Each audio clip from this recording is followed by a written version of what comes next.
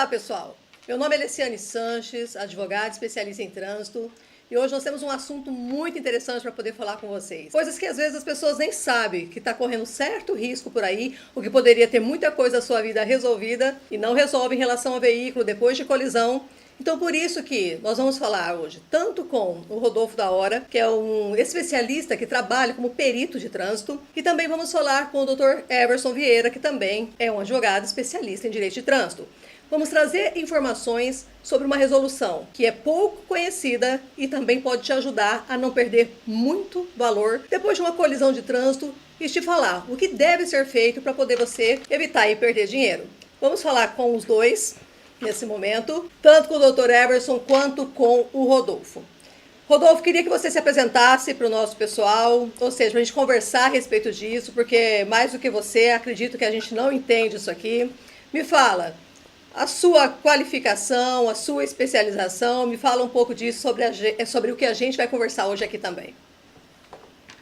Então, bom dia, boa tarde, boa noite, dependendo do horário que o pessoal está assistindo aí. Né? Como apresentado, sou o Rodolfo, sou engenheiro mecânico, né? Sou doutorando de engenharia mecânica também aqui no Rio de Janeiro, né? Pela Federal aqui do Rio de Janeiro. Eu trabalho no Tribunal de Justiça do Rio de Janeiro, de São Paulo, e do Tribunal Federal, né? Tendo casos de acidentes de trânsito e veículo. São os casos que eu sou especializado e trabalho nesses tribunais. Fundei o Perito em Trânsito para oferecer assessoria para as pessoas físicas, empresas, advogados, pois eu vi que no processo de evolução de diversos assuntos relacionados ao trânsito, existe uma série de problemas técnicos envolvendo a engenharia, né? E eu acho que a gente vem contribuindo muito bem, né, para o processo e ensinando as pessoas a evoluir tecnicamente nesse caso, né? A gente está conversando com a Alê, a gente está evoluindo muitos assuntos, né? Esse é o primeira live, né? A gente vai evoluindo em demais. Em paralelo a isso, a gente também faz a resolução 810 hoje, né, que envolve tecnicamente os veículos após a colisão, que é muitas das vezes negligenciada e acaba tendo um problema muito grande administrativo para o carro, né, que é questão de rodagem, e uma questão financeira absurda, principalmente para quem faz gestão de frota, né, que tem grandes carros, né, caminhões, e também para pessoas comuns também, porque estão circulando muitas das vezes irregular sem saber. Então esse é um tema que a gente vai abordar aqui tecnicamente, e com esse coro aqui maravilhoso a gente vai falar também da parte jurídica e demais assuntos. Eu vi que você é um estudioso, né, em relação à perícia. Você é doutor também nisso, não é? Sim, eu estou terminando meu doutorado, tenho uma série de cursos de qualificação. Recentemente a gente fez um curso com o pessoal da Suécia, que é o grupo que desenvolve a ODS, que está relacionada junto à ONU à questão do trânsito, né? Existe uma agenda até 2030 para a redução de mortes no trânsito, e a gente fez uma qualificação no ano passado em relação a isso, né? Bebendo diretamente da fonte.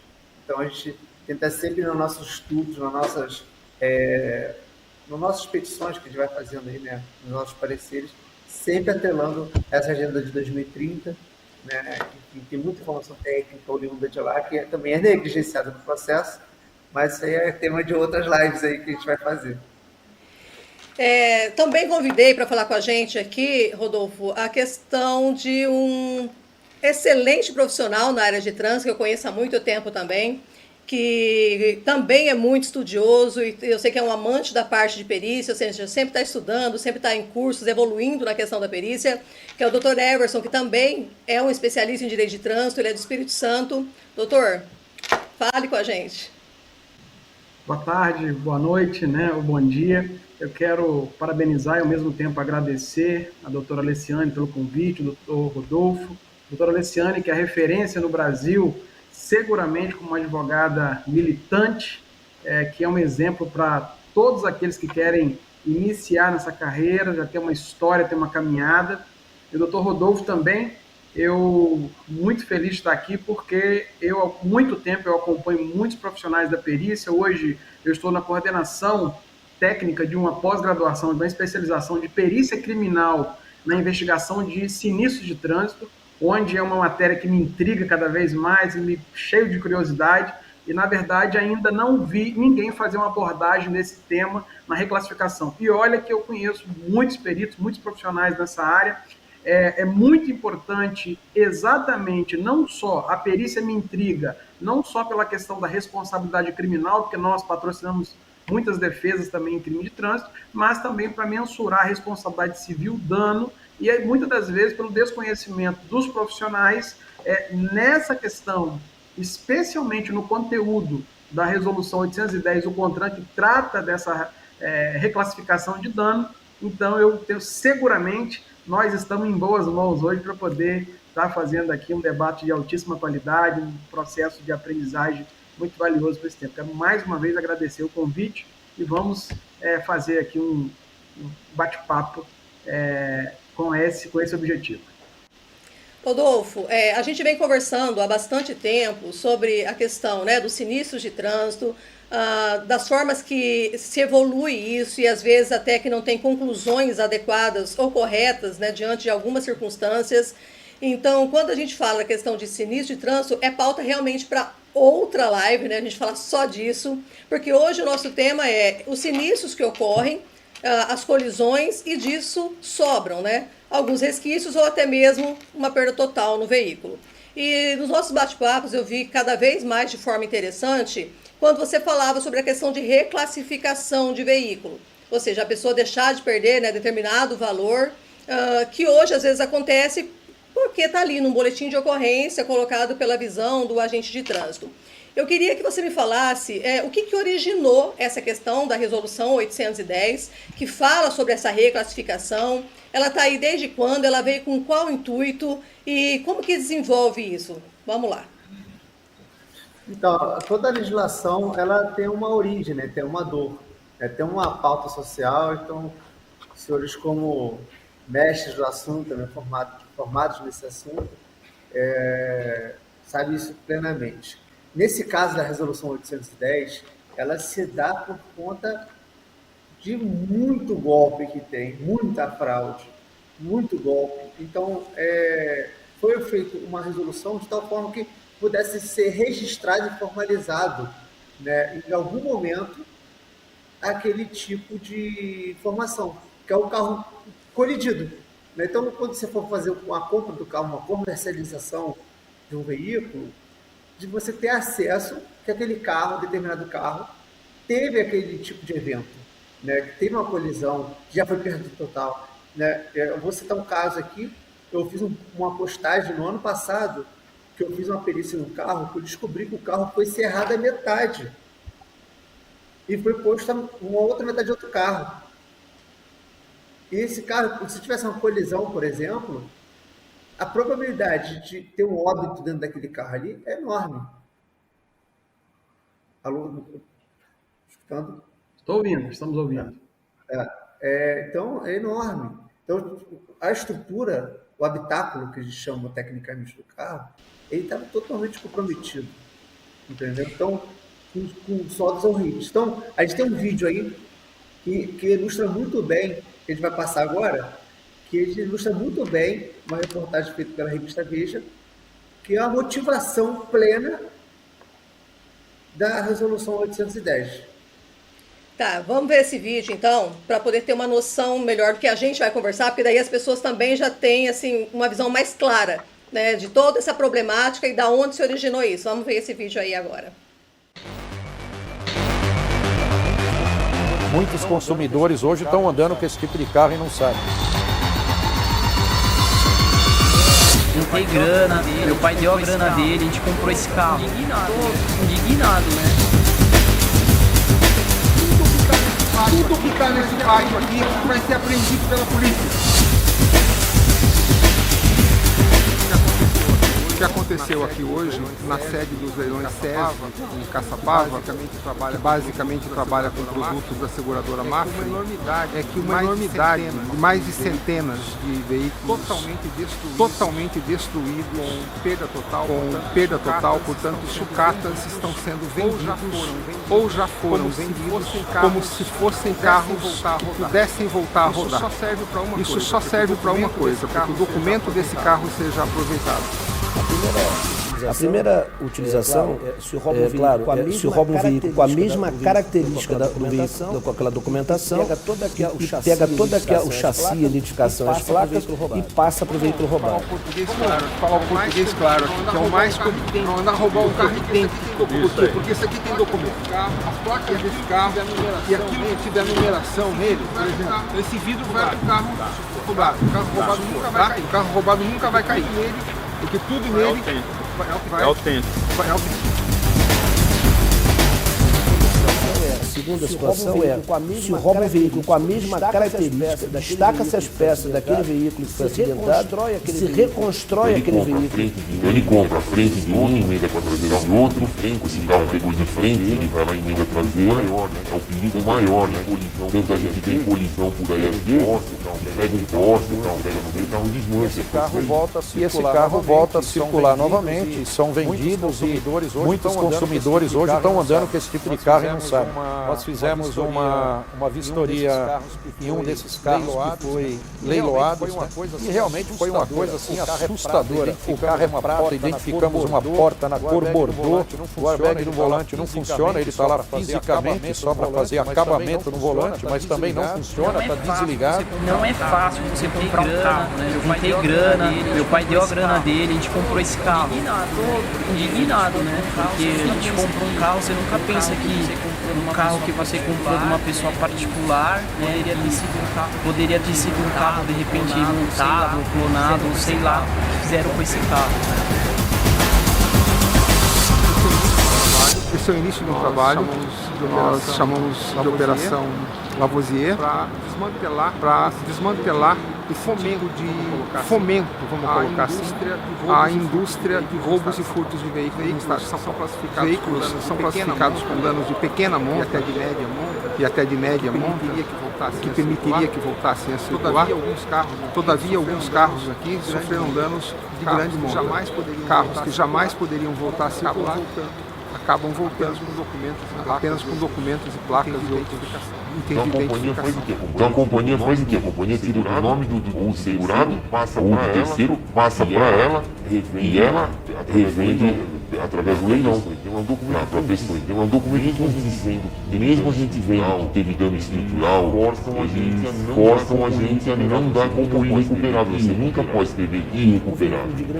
Um veículo de grande monta, uma sucata, tem como referência quando muito de 5%, 3%, no máximo 10% no mercado. As seguradoras não classificam esses veículos como sendo de grande monta, porque é um prejuízo econômico muito grande para elas. Não adianta eu combater somente o roubador de veículo na rua, porque eu pego um, tem outro. Por que que isso está acontecendo efetivamente? É porque existe uma indústria por trás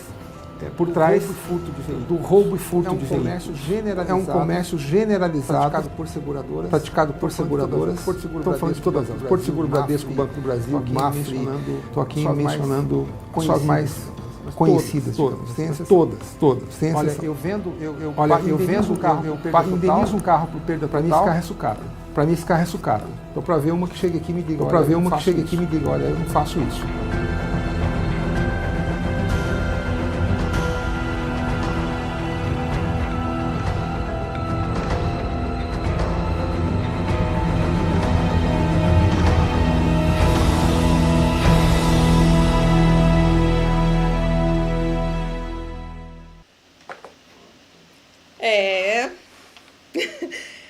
Impressionante. Assim, esse vídeo foi feito há um bom tempo, né, atrás, pelo que a gente percebeu, Rodolfo. Mas você acredita que essa prática ainda é comum? Seja, né, por quem for que esteja praticando, você acha que é uma coisa que a gente tem que ter muita atenção ainda, porque é uma coisa comum. Assim, você que recebe aí as demandas de perícia para analisar, como você mesmo falou, tinha, ou seja, parte de um carro e parte de outro dentro do mesmo veículo. Você acredita que isso é muito comum ainda? Com certeza, Lili. Doutor. Então, a gente está vivendo um período que o valor do carro em relação ao salário mínimo é absurdo, entendeu? Aumentou enormidade, eu acho que mais de 10 vezes nos últimos 20 anos, aumentou em 10 vezes em relação ao salário mínimo. Se demorava 6, 7, 8 salários mínimos, 7 meses de salário para a pessoa comprar um carro, hoje em dia é 60 salários às vezes, entendeu? Então é um absurdo quanto é que aumentou e o valor das peças. Vou te dar só um exemplo claro que aconteceu essa semana, né? Um carro tem uma batida leve, superficial, só o farol do carro custou R$ 37.000. O farol, não é nem o par, é só o da direita. Então, isso tudo que a gente está vendo aqui, né, em relação a roubo e furto, é o que motivou a ter a criação da resolução. Entendeu? Então, mas como é que eles fizeram isso? Que a gente vai falar aqui a posterior, né? Então, o legislador pensou o seguinte: quando se dá o acidente, é o momento que todo mundo está vendo que o carro está variado. Então, nesse momento que ele pensou, nesse momento, nesse ato, é o momento da gente registrar. Quem é que vai fazer isso? O agente de trânsito é responsável, pertinente. Exemplo, está na BR, PRF, né? Isso é a Rodoviária Federal, que vai fazer esse registro. Então, criou-se um anexo no boletim de ocorrência para que ele pudesse lançar. E dentro desse lançamento... Pode continuar. Sim, pode falar. Não, pode concluir. Então, tipo, cada modelo de veículo, uma moto, um carro, um caminhão, uma carreta, existe um anexo diferente, entendeu? Então, a gente vai falar aqui, a gente vai fazer uma apresentaçãozinha aqui, né, para a gente nortear, né, o transcorrer aqui do desencadeamento das informações. Doutor Everson, a gente recebe muita questão de sinistro de trânsito, né? E às vezes a gente olha para o veículo ali no momento do acidente, né? O acidente de forma popular de falar, né, gente? Hoje a gente tem a forma correta, que é sinistro de trânsito. E às vezes a gente fala, mas não é possível que esse veículo aqui deu uma grande monta, né? Ou seja, que esse veículo não tem mais condição de circular. É uma coisa comum para chegar na gente aqui. Você tem experiências de bastante acidentes, popularmente chamando, que chega até você já precisou de fazer alguma perícia ou algum cliente já chegou informado quanto à perícia, ou você acha que o pessoal está bem desinformado quanto a uma possibilidade de tirar, né, esse veículo de uma monta maior, que depois o Rodolfo vai explicar para a gente como funciona, para uma menor? Como que você recebe essas coisas aí no Espírito Santo? Inclusive, aconteceu uma coisa muito interessante ontem. Uma seguradora, um representante de uma seguradora de veículos fez um contato comigo, relacionado a um cliente que me contratou, me constituiu para fazer uma defesa criminal, encaminhou para mim um boletim de ocorrência dizendo que o veículo está irrecuperável e que se o meu cliente tinha interesse em fazer um acordo amigável. Caiu na hora certa, né? Eu pedi imediatamente no e-mail, eu disse que eu não estava autorizado a fazer nenhum acordo, mas para iniciar o diálogo eu pedi um laudo de um perito especificando a perda total, que ele caracterizou no e-mail, e solicitei também que fosse um engenheiro subscrito, por um engenheiro inscrito no CREA, para que pudesse especificar a monta para que a gente pudesse iniciar o diálogo nesse sentido. Tem sido assim, muito recorrente os proprietários desconhecer essa possibilidade de você reclassificar a monta do veículo. É importante a gente até aproveitar e deixar a pergunta no ar para o nosso especialista aqui, nosso perito em trânsito, Dr. Rodolfo. Qual é a primeira providência quando uma seguradora encaminha para um cliente dizendo o seguinte: olha, o veículo que você colidiu naquele sinistro deu perda total e o veículo foi vendido por tanto, foi avaliado em tanto, nós vamos fazer a compensação de tanto e você amigavelmente, nós queremos receber de você o valor de tanto. Qual seria a primeira providência quando uma pessoa receber uma informação dessa, de uma seguradora, trazendo essa informação? Qual é a orientação técnica no primeiro momento? Então, a primeira informação que tem que ter é o ouvido de escutar o que significa perda total, né? A perda total virou um termo amplo, vamos dizer. Por quê que eu falo isso? Quando a gente viu ali no vídeo que é perda total do carro, né, não existe esse termo na resolução. Existe carro irrecuperável. Recuperado. Beleza? Então, existe uma divergência. Existe a perda total, vamos dizer, que é o carro irrecuperável, que tem dentro da legislação, que você está vinculado a coisas legais, e tem a perda total da seguradora. Então, quando a seguradora fala assim, que esse carro é perda total, isso está no âmbito da seguradora, não está do âmbito legal. Então, por exemplo, o carro pode ter uma batida, como eu falei ali, pô, o carro bateu ali, quebrou o farol, deu 37 mil o valor do farol. Beleza. Ele pode ter uma batida simples, beleza? Ser recuperável e não ser, entendeu? E ser perda total. Por quê? Financeiramente, a seguradora, ela fala assim, pô, esse carro para mim não é viável consertar. Porque o preço para fazer manutenção desse veículo, eu prefiro dar perda total no carro, indenizar o cliente que financeiramente justifica isso para a seguradora. Agora, ele é recuperável? Ele é. Ele pode ser recuperável. Então, existe essa divergência e existe essa mescla de conhecimento, de falta de conhecimento em juntar o termo da seguradora com o termo da legislação pertinente, né? Que vai fazer que o carro esteja com problema administrativo para rodar, né? Ou realmente de perda total mesmo e de ser recuperável legalmente falando. Então, existe essa divergência. Então, a primeira coisa que tem que fazer é escutar a live e saber disso, né? De saber interpretar a informação e saber que existe essa diferença entre perda total de seguradora e perda total legislativa, né? Vamos assim dizer. Você trouxe até um material, né, Rodolfo, que você já passa por cima dessas questões legais aí, para a gente ter um entendimento melhor, porque eu confesso que muitos advogados, mesmo que trabalham com direito de trânsito, desconhece, às vezes, do procedimento, o que fazer, qual é o prazo, qual seria a perda de valor de mercado desses veículos. Então, você tem um material aí, né, que a gente teve até acesso antes, ou seja, realmente bem, assim, bem prático de ser entendido. Então, vamos ver ele. Vamos sim. Deixa eu liberar aqui. Faz a liberação aí, porque o que acontece? O que eu fiquei bem impressionada, principalmente na questão do vídeo, foi o fato da perda de valor de mercado. Então, às vezes, não teria, né, necessidade do cidadão, né, do condutor, ou, vamos dizer, o proprietário do veículo, ter aquela perda de valor, mas, consequentemente, existe. Principalmente pelo fato de que um veículo que hoje ele é irrecuperável, ele vai ser vendido aí a preço de sucata, né, ou seja, realmente em peso. E a depender do valor, né, venal desse veículo, consequentemente, principalmente aos veículos de grande porte, teria um problema muito maior.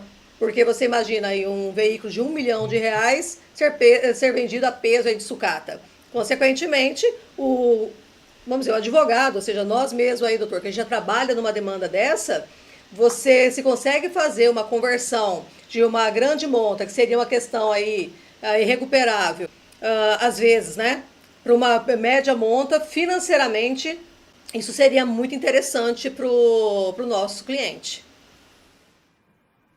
Sim.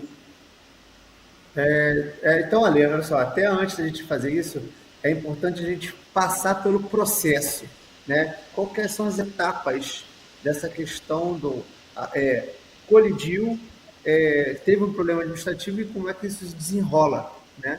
É importante a gente falar sobre isso. Tá? Então, a primeira tela que a gente tem aqui é um processo administrativo simplificado. Logicamente, a legislação tem questão de prazos, tem questão de documentação, mas isso aqui é só para entender o macro. Perfeito? Então, certo. Quando você, seguindo aqui a trilha, né, simplificada, a gente tem o quê? Tem um sinistro, que é o evento que starta o processo, né? Em seguida, o agente de trânsito pertinente ao local, ele avalia o veículo, aí a gente vai mostrar daqui a pouco como é que ele avalia, quais são os anexos que ele utiliza, né? Qual o checklist que ele utiliza, né? Ele formaliza, né? Logicamente, isso em documentação do acidente, ele vai anexo ao boletim de acidente, né? Esse anexo ele vai direto para o banco, né? Para o BIM, e em seguida daí começa o desdobramento. Na segunda linha aqui, começa o desdobramento. Que é o quê? Que é o momento que o cliente nosso, né? Ele pode fazer um laudo de recuperabilidade, que é o início do processo de você poder se defender, né? É um ato administrativo de você conseguir se defender de um erro, né, do agente de trânsito, né? Então, um ponto muito importante aqui já é o seguinte, é que normalmente quando o cidadão, o nosso cliente, ele colide o veículo, ele já manda para a pintura e funilaria, já conserta o carro e volta a rodar com o veículo. Só que o que acontece? Na legislação não é permitido ser feito isso. Você tem que pedir primeiro, caso você vá fazer alguma solicitação de recuperabilidade ou de mudança de reenquadramento, né? Que a gente chama de reclassificação, você tem que pedir primeiro, iniciar o processo primeiro e o Detran avaliar e autorizar. Por que isso? Porque o Detran ele tem, nesse momento, a oportunidade de averiguar se aqueles danos que você está falando que estão incorretos mesmo, entendeu? Então, em seguida, com a autorização do Detran, que o veículo pode fazer o processo de conserto, aí tem a questão do certificado de segurança veicular que tem que ser emitido e vai ser feito o desbloqueio junto ao Detran, né? Então, esse desbloqueio, basicamente, você tem os seguintes documentos, que é o CRV, né? Um pacote é o documento do carro, a nota fiscal dos serviços que foram executados, o CSV, você vai ter que fazer no ITL, e a vistoria do Detran. Aí, quando estiver na vistoria do Detran, que você está liberada para voltar o veículo. Isso que eu estou falando aqui é o processo de desbloqueio, tá bom? Entendi. Então, tipo assim, como é que funciona, basicamente, assim, uma forma mais macro de situação? Quando um veículo tem uma colisão, por exemplo, de um veículo, de um veículo comum, um automóvel, de 2 a 6 avarias que você está na parte estrutural do veículo, você está enquadrado em média monta. Ou seja, você quebrou o farol, ele está em média monta? Não, o farol não é uma peça estrutural. Então, carece de uma avaliação técnica de entender o que é uma peça estrutural ou não é. Então, muitas das vezes, o agente de trânsito, por falta de conhecimento ou por falta de competência, no sentido estrito da palavra, né, não sabe identificar determinada avaria, entendeu? Então, aí que carece de início de um processo de você reclassificar ou você fazer um processo jurídico lá na frente, que é um outro nível, né, para você reaver essa restrição administrativa ou até mesmo um enquadramento errado, né? Você ter um carro quadrado com perda total, que é a grande monta. Tá? Então, A grande monta, desculpa só uma coisinha, Rodolfo. A grande monta jamais tem como fazer dela uma pequena monta, ou seja, ela é gradativa, né? Correto. Então, quando você tem uma grande monta, você só vai conseguir tirar da grande monta para a média e, consequentemente, se você tiver uma média, você só pode passar para a pequena. E o que vai constar no documento seria só a questão de média ou a pequena também faz a restrição no documento? Não, pequena monta não aparece. O que aparece quando você tem média monta, vai aparecer na observação do documento do carro, tá? E não sai, é questão de ou termo sinistrado ou a sigla DMM, que é dano de média monta. Doutor Rodolfo, então, ainda que, até por uma questão de equívoco, desconhecimento, o agente da autoridade de trânsito classifica como grande monta, ainda que por equívoco. Então, não existe hipótese no momento de você reclassificar dele ser no primeiro momento identificado como grande monta e cair para pequena monta. Não existe essa possibilidade? Na legislação não existe, ele tem um artigo que ele deixa isso bem expresso. Entendeu? É de grande para médio, de médio para pequeno. Nesse caso, Beleza? doutor, Então, eu acredito que se tiver nessa situação que você está me dizendo, quem sabe uma ação judicial somente para resolver, porque a administrativa, pelo que o doutor falou aí, não tem jeito. Então seria fundamental anexar um conjunto de laudos, de informações, para poder ajuizar e discutir isso na seara do Poder Judiciário. correto, correto. Né? Então, mas administrativamente não é previsto isso, tá? Pelo contrário, é muito restrito isso. Então, logicamente, os senhores que são os doutores da lei aí que podem falar, né, melhor sobre isso. Mas o entendimento que eu tenho é que sim, você vai ter que fazer um processo judicial. Mas eu acho que o único caso que você pode sair de uma grande monta, que é um automóvel de 7 danos para cima, para uma pequena que é somente uma, é no caso seguinte: como é que você faz esse somatório de danos? Se foi danificado. Simples. Só que tem uma particularidade. Por isso que é importante a gente ter o conhecimento da resolução. É que no caso de automóveis, ele é um somatório, que você vai ter um somatório de tudo que foi variado ou o que não foi avaliado pelo agente de trânsito. Então, se não foi avaliado pelo agente de trânsito, ele vai marcar um X. Pô, não avaliei isso, mas esse não avaliado conta como sinistrado, entendeu? Então, entra no somatório. Ou seja, Então, até no equívoco o cidadão está prejudicado. exatamente. Então, é importante as pessoas que são assessoradas, né, que prestam assessoria, terem conhecimento dessa peculiaridade. Tá? Por quê? Porque, às vezes, em determinado cenário de trânsito, vai ter que tirar o veículo dali, um gavetamento, um cenário crítico, enfim. Aí, a questão de locubração, o agente de trânsito não tem um tempo ou não é prioridade de longe avaliar o veículo, entendeu? Só que ele tem que registrar, né, no cenário lá do boletim de ocorrência o carro. Então ele pode lavrar que não viu o carro, realmente ele pode não ter visto o carro e botar não avaliada de cima a baixo. Então vai somar todos os itens do formulário. Então, mesmo que o carro não tenha feito uma avaria grande, vai botar como não avaliado, perfeito? E vai direto para a grande monta. Existe essa possibilidade? Existe, né? Então, é importante falar que isso não existe. Existe essa possibilidade, sim. Tá perfeito?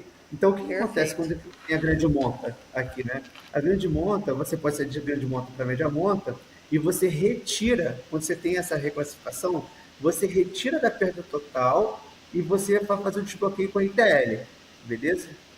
Então, da média monta para pequena monta, qual que é a grande sacada? Você não precisa fazer um novo CSV do carro. Então, você tem uma redução de tempo, disponibilidade do veículo e custo. Entendeu? Então, são dois lances diferentes. A grande monta é o prejuízo financeiro, que é muito grande, que você reduz, e a média monta, via de regra, é um processo mais rápido, entendeu? Então, são essas colisões com menor intensidade, né? Que normalmente tem 2, 3 avarias lançadas que você consegue mandar para um. Agora, quando você tem uma grande avaria de 7, 8 pontos que estão avaliados e você conseguir sair de 8, que é uma grande monta, para 6, que é média monta, você tem uma consequência que eu vou guardar o segredo aqui, que daqui a pouco eu vou mostrar. Rodolfo, desbloqueio com ITL, ou seja, para quem não conhece essa sigla, o que significa ITL? ITL é um instituto, né, que são instituições que você pratica o CSV. Né? Cada estado tem uma particularidade junto ao Detran, mas tem, por exemplo, quando você vai fazer uma inserção de gás no carro, você tem que fazer ICV, né, o Certificado de Segurança Veicular, né, o SCV, você tem que ir para uma ITL. Essa entidade, né, que você faz, por exemplo, do gás, que é amplamente aqui no Rio de Janeiro é conhecido, essa entidade, ela é utilizada essa sigla dentro da resolução. Entendi. Perfeito? É bom lembrar também que a questão das ITLs, quem for procurar esse serviço, toda ITL ela é credenciada junto ao Detran. Então, a pessoa, o consumidor desse serviço, ele precisa identificar para saber se essa instituição ela tem um credenciamento, existe uma série de requisitos para que seja credenciado, até porque, em alguns casos, o Detran pode responder solidariamente no caso dessa ITL não cumprir os seus requisitos na hora de ele fazer a liberação de laudo, CSV ou qualquer prestação de serviço que o Detran autorize esses institutos aí a serviço que eles possam prestar. Perfeito. E só fazendo um acréscimo aí, caso não saibam onde tem, no site do Detran sempre tem uma relação de empresas que estão vinculadas com ela. Então, caso de dúvida, procura o site do Detran, né, que vai ter essa relação. Tá? Então, dando continuidade aqui, a grande monta, via de regra, 90% de perda do valor patrimonial do carro e, via de regra, 30% para a média monta. E questão da liquidez também, né? Fica mais difícil você vender o carro que você só fazer um exame de consciência. Você compraria um carro que estivesse no documento dele, veículo sinistrado? Acho que é difícil, né? É difícil, então, mesmo porque a pessoa pensa numa questão geral de segurança, né? E é hoje que as pessoas mais falam, ou seja, atingiu o barra X, você vai falar depois sobre isso, a questão de segurança, porque as pessoas entendem que o veículo sinistrado acabou, porque ela vai comprar por um valor menor, consequentemente, mas talvez ela não vai conseguir repassar por um valor justo, mesmo que menor, para frente. Eu vou fazer uma segurança, vou fazer um parênteses aqui, que a gente fez uma pesquisa de mercado, beleza? Com um grupo aqui que tem mais de 250 lojistas que movimentam uma fortuna de valor de veículo, uma quantidade de veículos muito grande, né? É um grupo da qual eu faço parte, né? Eu fiz uma pesquisa rápida, direta e objetiva e vocês vão ver o resultado daqui a pouco. Então, a reclassificação de monta, né, você tem os anexos, né, como eu falei. Eu estava vendo aqui o anexo 1, que é a questão dos automóveis, né? Então, essa imagem aqui é uma imagem da estrutura do veículo. Então, são essas peças que estão em destaque em azul, amarelo, vermelho, que são partes estruturais do veículo. Perfeito? Então, tem máximos aí de briga, de juizado, de amassou a lugarina, é perda total, estourou airbag, é perda total. Então, existe uma série de discussões aqui. A gente pode ficar horas aqui, mas acho que não é o cerne da questão. A questão mais é a gente entender de forma mais ampla, né, para a gente iniciar um conhecimento basal sobre a questão estrutural do veículo e o desdobramento legal depois do sinistro. Então, esse aqui, basicamente, é o anexo que envolve o sinistro de trânsito. Beleza? Esse aqui é um corte, né, do formulário. São 22 itens, beleza? Que a gente de trânsito pode ver que fazem parte da estrutura do veículo. Então, conforme eu falei, você vai identificar aqui inicialmente a marca, o modelo do veículo, placa, enfim, que foi que preencheu, são dados gerais, né, do sinistro.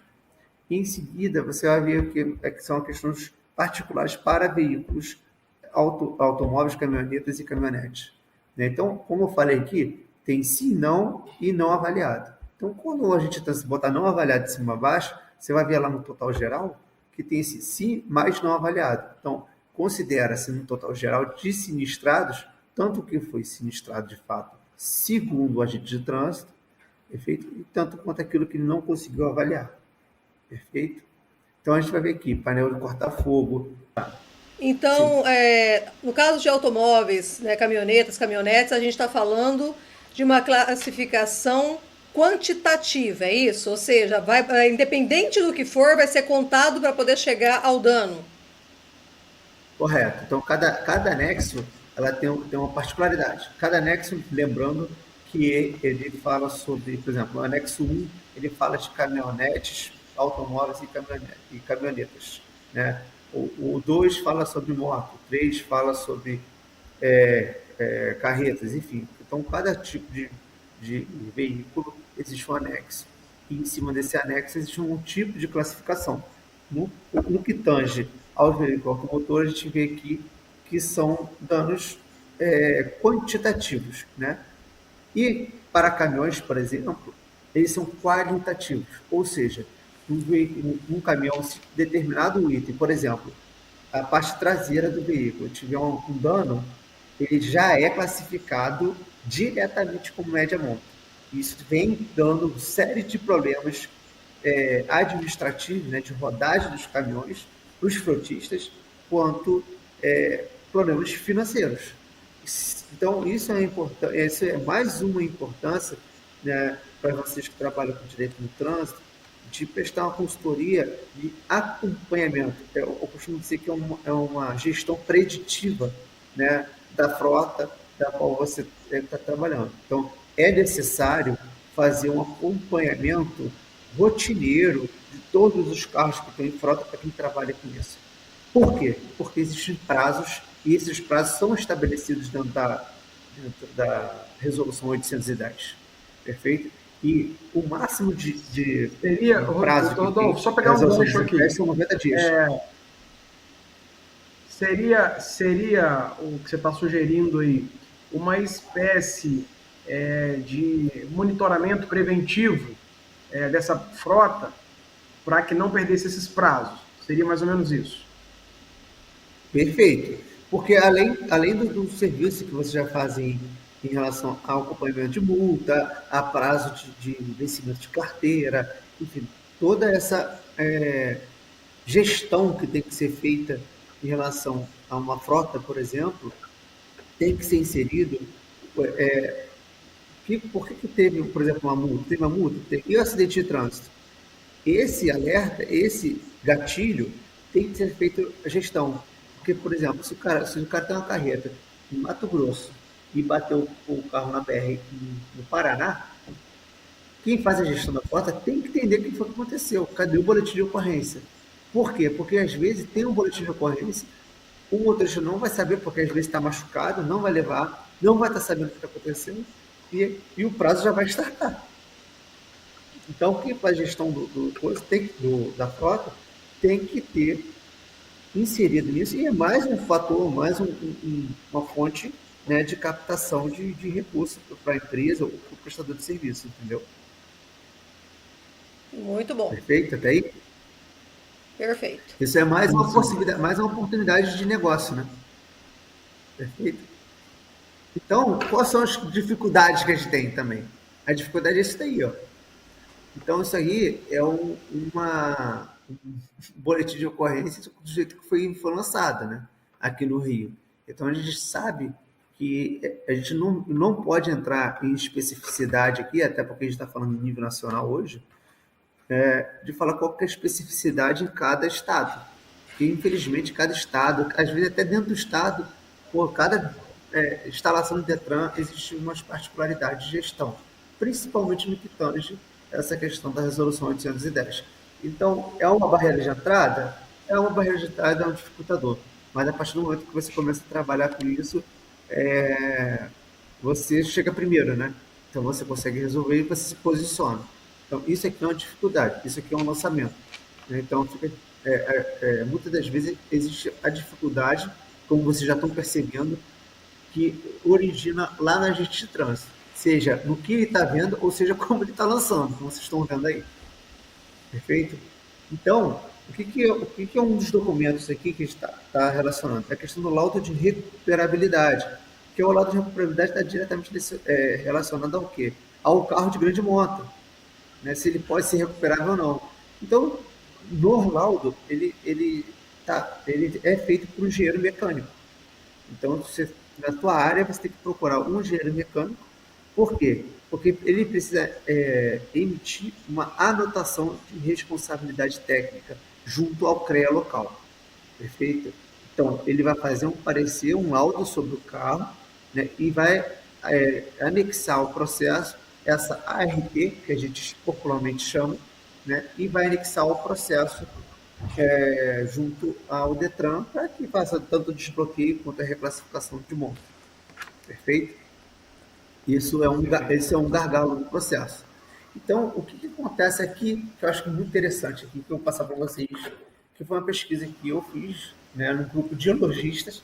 Nesse grupo tem mais de 250 lojistas do Brasil todo, tem a gente até dos Estados Unidos, Portugal, e eu fiz a seguinte pergunta: como que os lojistas avaliam os veículos que possuem restrição no documento do carro, ou seja, que vai aparecer lá, como eu falei, sinistrado ou DMM, né? Dano de média monta. Então, vocês veem aí nitidamente, os lojistas não compram o carro, né? E olhando para a resolução, Rodolfo, a gente vê que realmente, não que não exista prejuízo para automóveis, não é isso, mas existe um peso muito grande em cima dos veículos de grande porte e, consequentemente, também são os que têm maior valor. Porque se é uma condição qualitativa e às vezes qualquer circunstância chega a uma questão de recuperabilidade, imagina realmente a diminuição patrimonial que não se tem nessas empresas, né, em razão disso aí. E pior é o seguinte, gente, lembrando que, por exemplo, o desconhecimento de quem orienta, né, o frotista, vamos assim dizer, ou o cara que tem um carro com valor grande, ele deixa o seu cliente consertar o veículo. Então, o conserto de um carro, às vezes, demora a peça. Eu trabalho em oficinas aqui. Às vezes, demora a chegar a peça. Às vezes, a peça tem que ser importada. O carro fica semanas, às vezes, meses para poder chegar. Tem um processo de manutenção. O cliente perde dinheiro para fazer o conserto. Quando chega lá na frente, ele não pode consertar, não pode movimentar o veículo.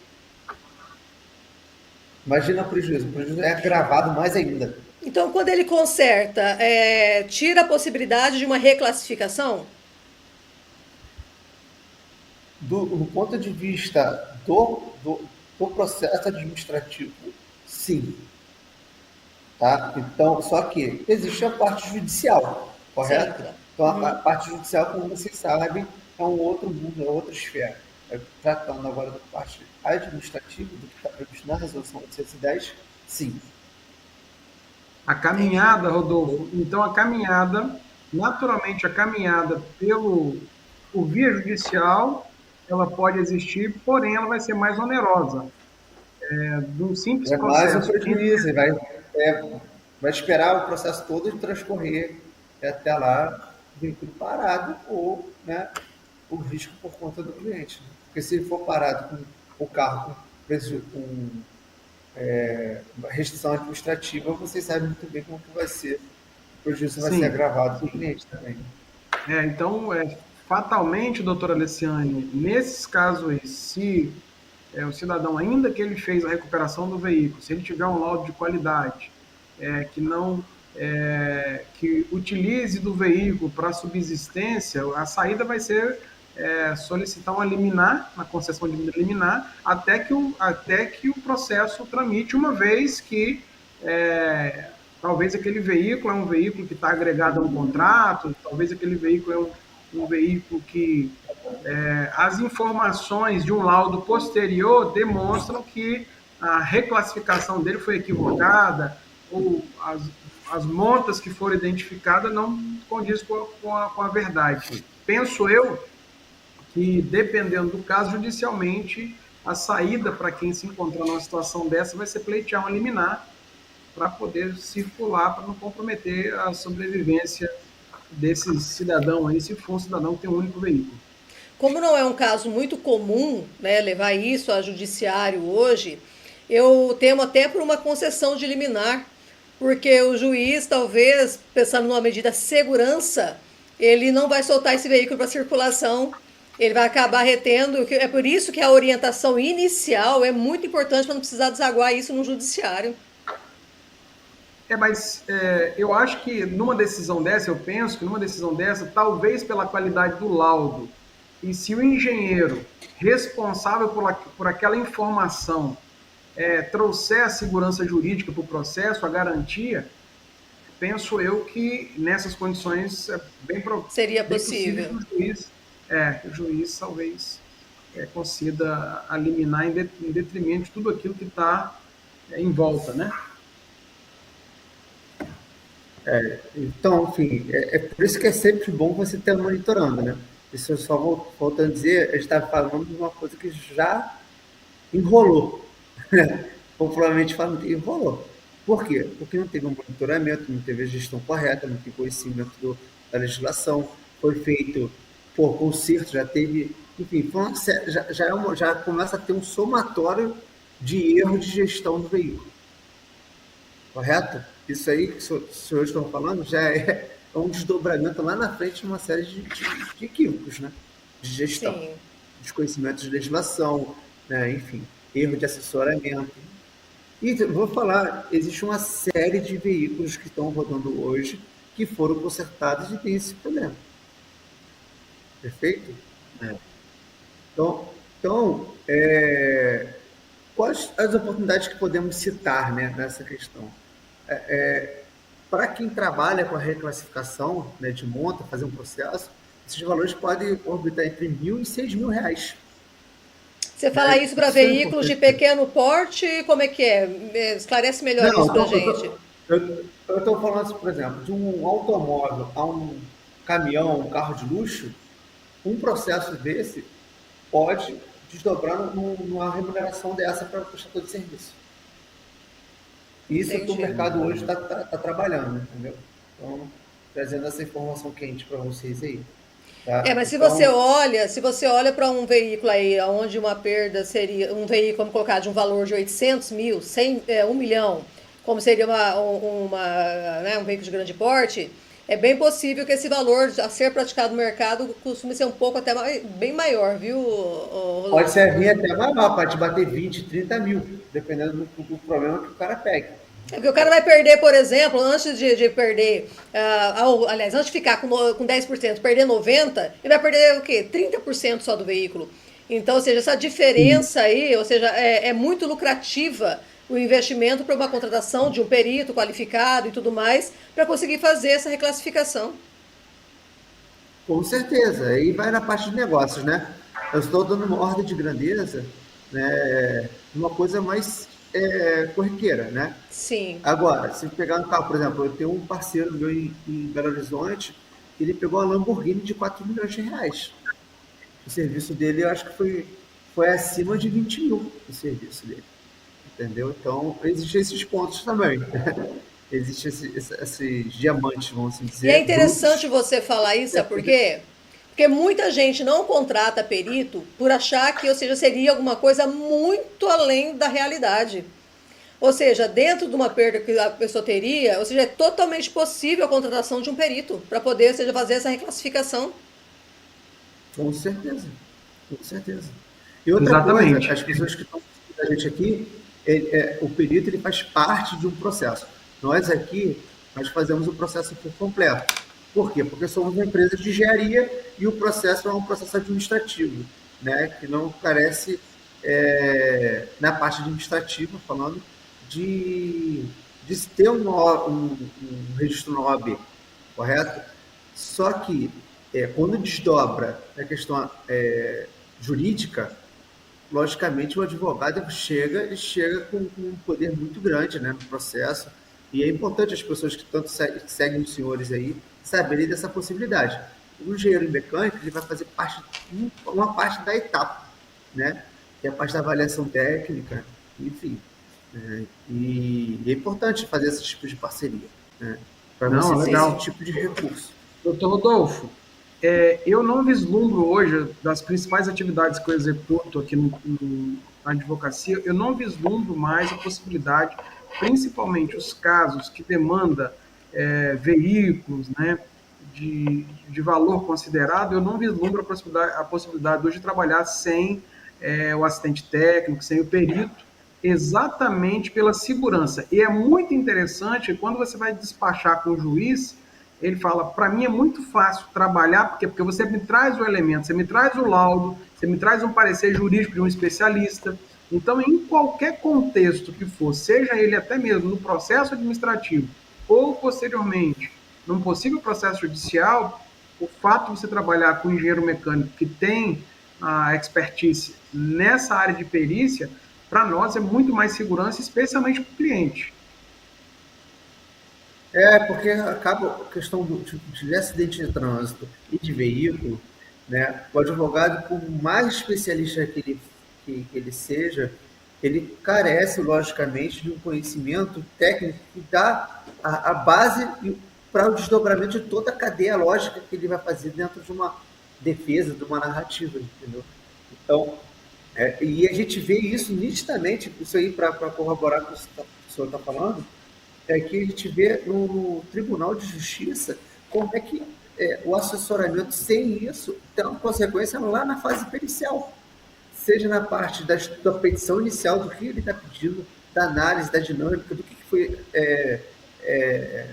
verificado, por exemplo, enfim, não saber pedir, não saber quesitar, não saber impugnar, né? Então, carece de muita informação técnica, né? E, cara, é fundamental.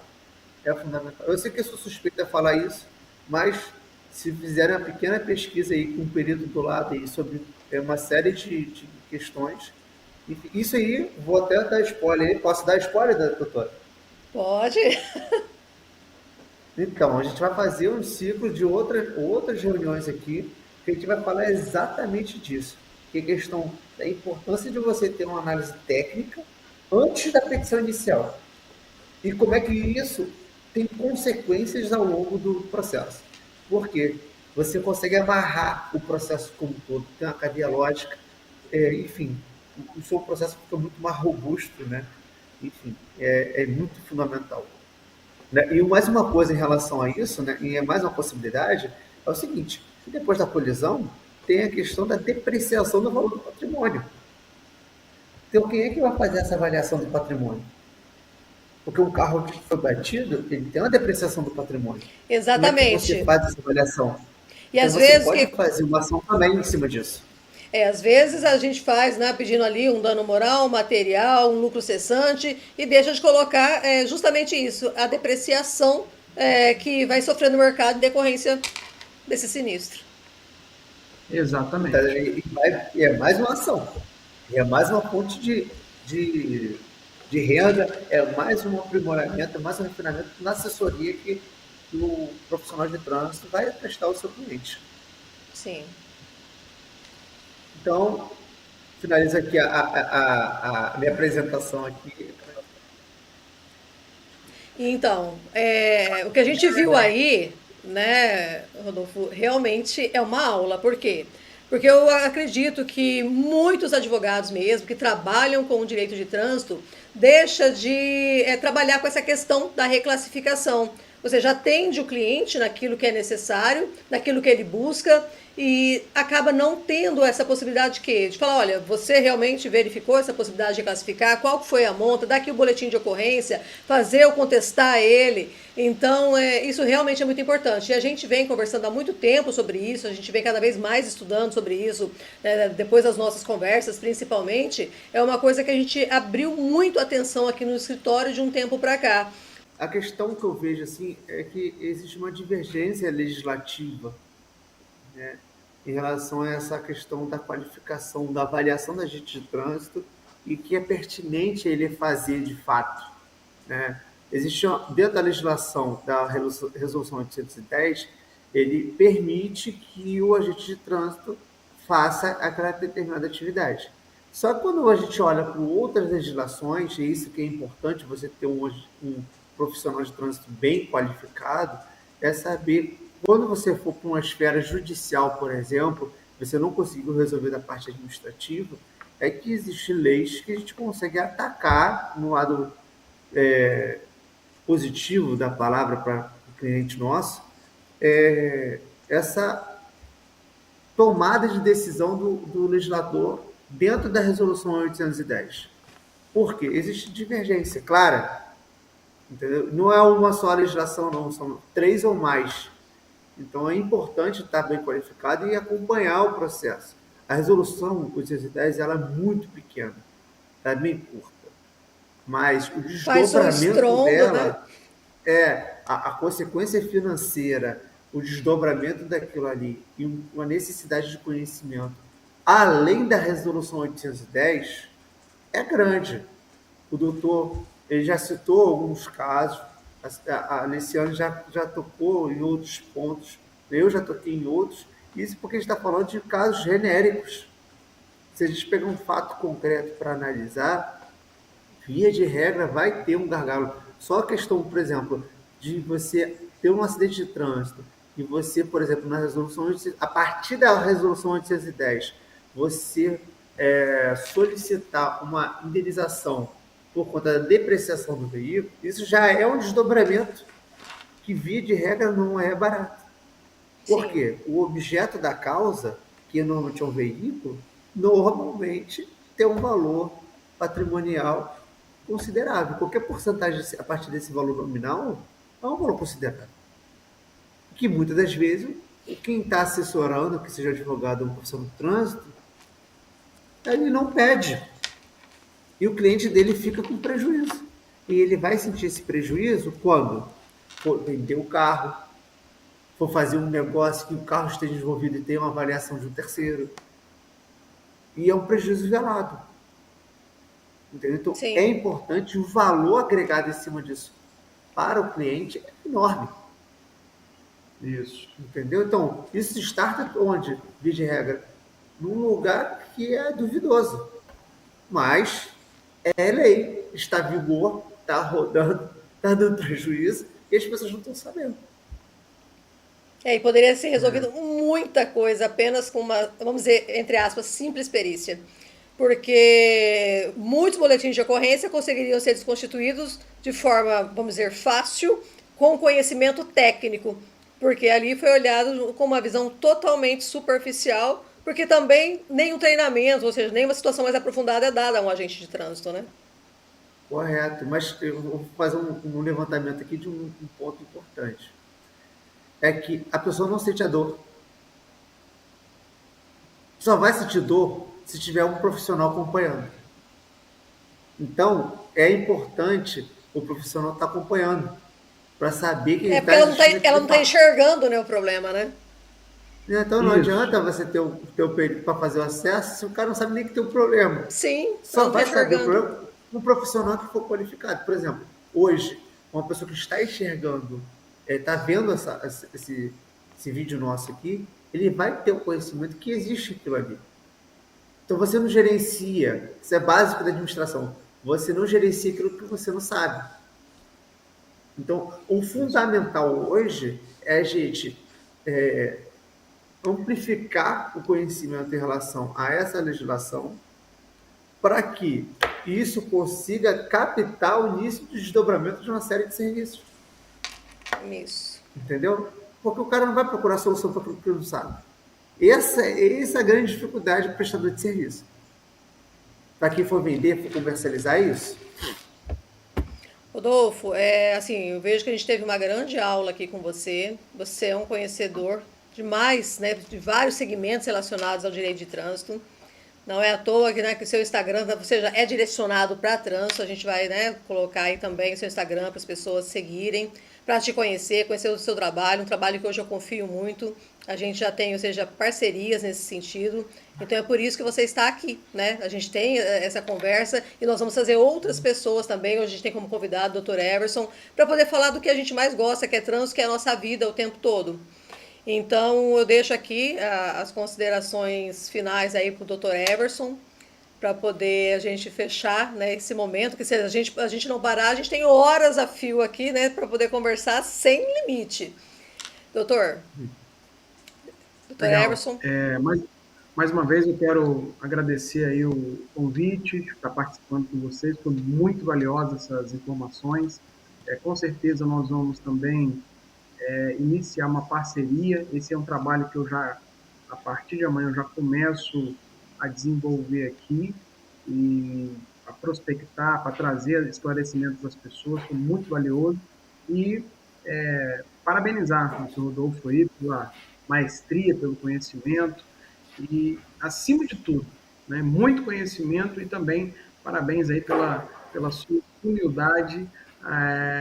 O conhecimento não subiu à sua cabeça, sim, isso nos traz até admiração pelo colega, porque muitas das vezes tem pessoas que não conseguem, por estar num nível cultural, num nível de conhecimento acima dos demais. Então, parabéns aí, eu quero dizer para você que se precisar de alguma coisa aqui no Espírito Santo, nós estamos às ordens.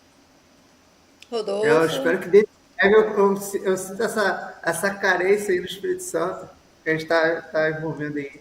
A gente acaba ajudando muita gente aqui, apesar de a gente estar no Rio de Janeiro, a gente tenta ajudar as pessoas de regra do jeito que a gente pode, né? Por exemplo, a Aliciane está aí no Mato Grosso, Eu estou no Rio de Janeiro, quilômetros de distância, só que a gente interage, a gente consegue trocar informação, né, por via digital, que a gente consegue evoluir muitas coisas, são poucas.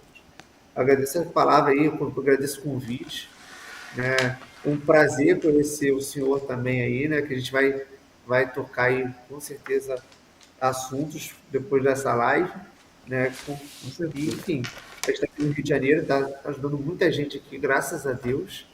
E conhecimento é aquele negócio, né? Quando mais a gente estuda, mais a gente sabe que não sabe. Quando a gente não sabe, a gente baixa a cabeça. Então, eu acho que é um ciclo interminável de humildade, né? Então, esse é o nosso trabalho. A gente está desenvolvendo um trabalho na reclassificação de monta. Volto a frisar, não é um trabalho... É um trabalho que, teoricamente, deveria ser simples, mas se torna complexo por conta da falta de conhecimento da população via geral e também pela particularidade que cada DETRAN tem no seu estado. Então, as pessoas que foram levantar essa bandeira para trabalhar com isso, entenda que é simples, mas é complexo, né? Devido a esses dois fatores que eu acabei de citar.